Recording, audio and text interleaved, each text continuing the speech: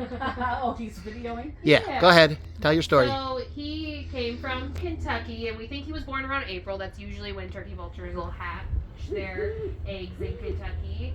And the Kentucky rehab got him in September. He was very emaciated, and we rank birds on a keel score of 1 to 5, with 3 being the ideal keel. Their keel is their chest bone, and basically you want muscles on each side of it. His keel score when he came in was a 1, so it was at the very end. He was starving for food. He Kind of like a birdie Yapgar. Yeah. Yeah, he wasn't finding food on his own, and he loved people as soon as he came into the rehab. So they realized that he was probably an imprint. Someone found him as a fluffy little baby, started feeding him, and then when they re-released him back out into the wild, he didn't know what he was looking for. He didn't know what food he should have been finding, even though he eats dead things, which should be pretty easy to find. It's not if you don't know what you're looking for. So he came in emaciated, not eating, and so they worked to get him back to good shape. There was nothing physically wrong with him. The only problem is that he's imprinted, so Kentucky could not keep him. So they looked for different placement. And we were looking for a turkey vulture. Hi, are you gonna come down? He's thinking about it. He loves that high perch. That's his favorite spot. So he always has to think about coming down. It's a lot of work. Yeah. It does look like he's preparing. Yeah, you gonna come down? Yeah. So training wise right now, all I've been doing is really just sitting and hanging out with him, just engaging with him as much as he wants. He will usually come over and hang out. So this is where we've been putting his food. So he knows his food goes there. Hi, come on down. Yeah. But he's got to sit and think about it for a while. Sure. It's got to be his decision. Yeah, it's got to be his decision. You can also see his face is not completely red yet. There we go. So as he gets older, he's going to lose those black feathers that are on the top of his head, and he'll get more red in his face. Oh, we're going to come down. We're going to do it. We're going to do it. Where's the very brave boy? Hi. Hello, good sir. Come here. Yeah. So basically when he came into the rehab, he just ran at people and went, hi, will you be my friend? And wanted to approach them. But you can see he's a bit hesitant because of new people, but he's very good. Yeah. So we're hoping he won't turn into a crazy petunia where she hops all over you and has absolutely no fear. Oh, we were a little too brave to start out with. That's okay. So hot. Yeah. Hi, sir. No.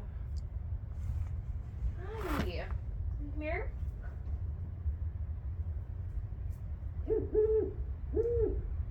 Would you gonna take your rat? You gonna take your food to go? That's okay. That's perfectly fine. When we train all the vultures, we try to have our right hand be our food hand so that we can see if we can hand feed them. Teaching them that our hands are good and will give them food makes our hands not scary. Because usually hands moving around like crazy can be, Okay. a little scary at first to people, yeah. It's okay. We're all good. We're all good here. But he's definitely got a fun personality. He's definitely always wants to be around people, even though he's a little like, I don't know. But if I just sit in here, like I'll sit and do emails on my phone and he'll come up and just sit right next to me like, we're hanging out. Oh, We're having a that's good awesome. time. Yeah. Yeah. Since he did have a couple of medical things that he had to get caught up for, he always has to be like, are you a good person or are you gonna grab me? Yeah. We're learning that there are good people and there are vet people because no one likes the vet. That's fair. No one likes the vet. No one likes going there. No dog likes to go to the vet. Yeah. Except for my dog growing up when he was, my lab loved the vet. It was real weird. Yeah, our dogs know. Yeah. Oh, there we go. You can take it with you.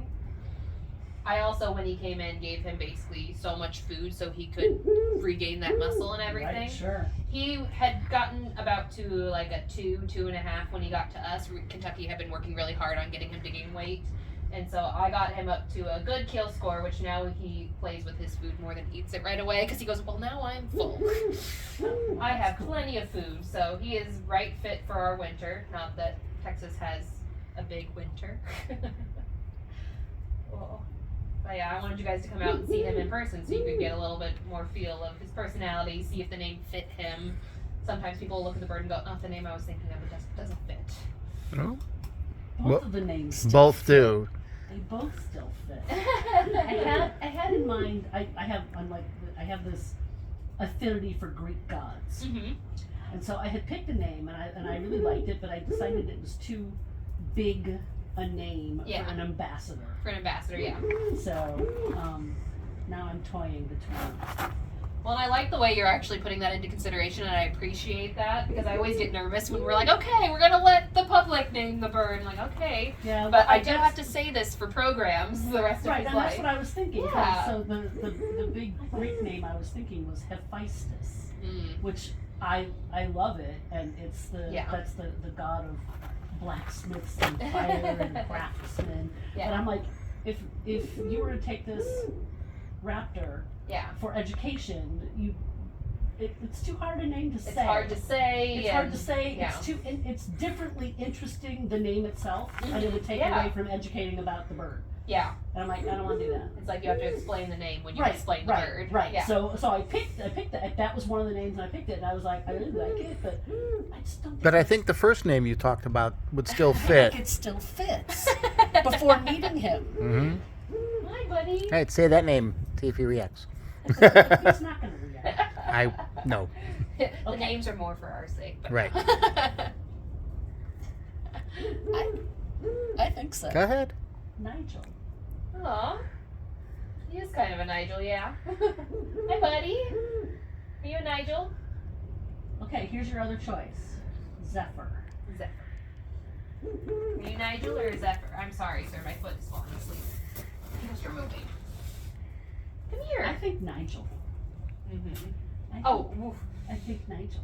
Sneezed at Nigel. Do you like Nigel? Is that a good name for you? I think that would fit him. 'Cause, yeah.